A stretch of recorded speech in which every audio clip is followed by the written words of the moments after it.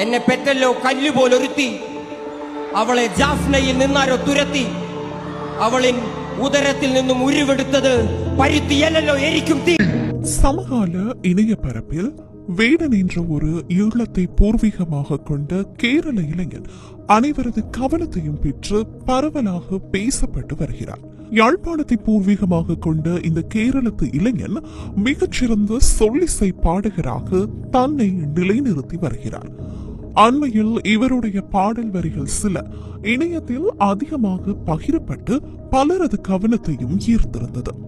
அதில் தன்னை பெற்ற தாய், யாழ்ப்பாணத்தின் போர்ச்சூழல், யாழிலிருந்து போரினால் விரட்டியடிக்கப்பட்ட துயரம், வீரம் விளைந்த மண் ஈன்ற தாயின் வயிற்றில் பிறந்த தான் ஒரு எரிக்கும் தீ என்று அவர் மொழிந்த இந்த கவிவரிகள் இன்று உலகம் பூராகவும் அதிக பகிர்வுகளையும் பார்வைகளையும் பெற்றுள்ளதுடன் உலகவாசிகளின் கவனத்தை ஈர்த்துள்ளது. உண்மையில் இந்த இளைஞனின் பெயர் வேடன் அல்ல, கிரண்தாஸ் முரளி. இவருடைய அன்னை ஈழத்தை பூர்வீகமாக கொண்டவர். இலங்கையின் போர் சூழல் காரணமாக யாழ்ப்பாணத்தில் இருந்து இந்தியாவிற்கு குடிபெயர வேண்டிய நிலைக்கு அவர் தள்ளப்படுகிறார்.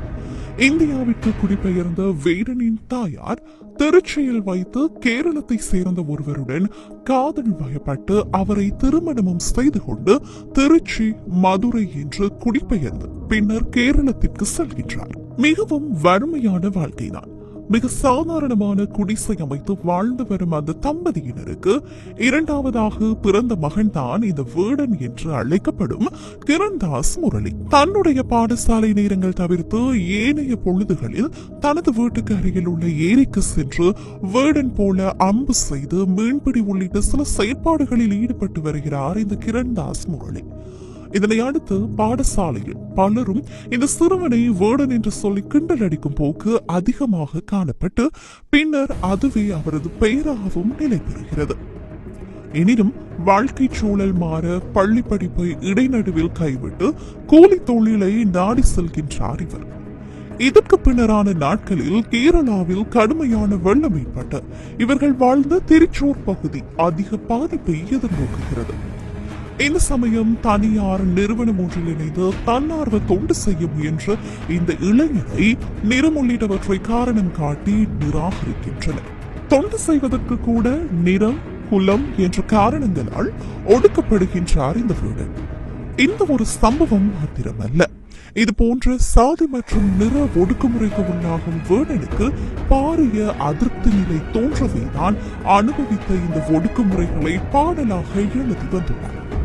இந்த பாடல்களை வெளிப்படுத்த களம் ஒன்றுக்காக காத்திருந்த வீரன் கேரளாவில் நடைபெற்ற ஒரு போராட்டத்தின் போது தானாக முன்வந்து தன்னுடைய பாடல்களை பலருக்கு மத்தியில் அரங்கேற்றுகின்றார்.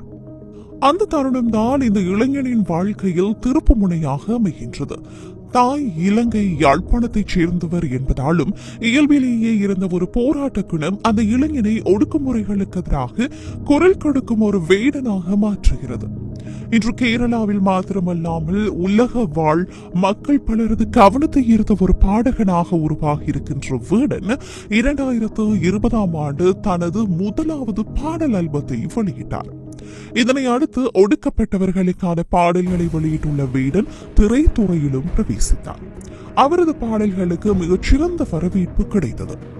2021 ஆண்டு கால பகுதியில் வேடனுடைய தாய் உயிரிழந்துள்ளார். இந்த நிலையில் தன்னுடைய தாய் தொடர்பில் அவர் அண்மையில் வெளியிட்ட என்னை பெற்றவள் ஒருத்தி, அவளை ஜாஃப்னாவில் இருந்து யாரோ துரத்தி, அவள் உதிரத்தில் உருவம் கொண்டது பருத்தி அல்ல எரிக்கும் தீ என்ற வரிகள் இன்று பலரை வியந்து பார்க்க வைத்துள்ளது. குறிப்பாக வேடனின் பாடல் வரிகள் புரட்சிகரமானது, அதிர்வுகளை ஏற்படுத்துவதாகவும் அமைந்துள்ளமை மக்களை விரைவாக சென்றடைவதற்கு வழிவகுப்பதுடன் சாதிய நிற ஒடுக்குமுறைகளுக்கு எதிரான வலுவான குரலாகவும் காணப்படுகிறது.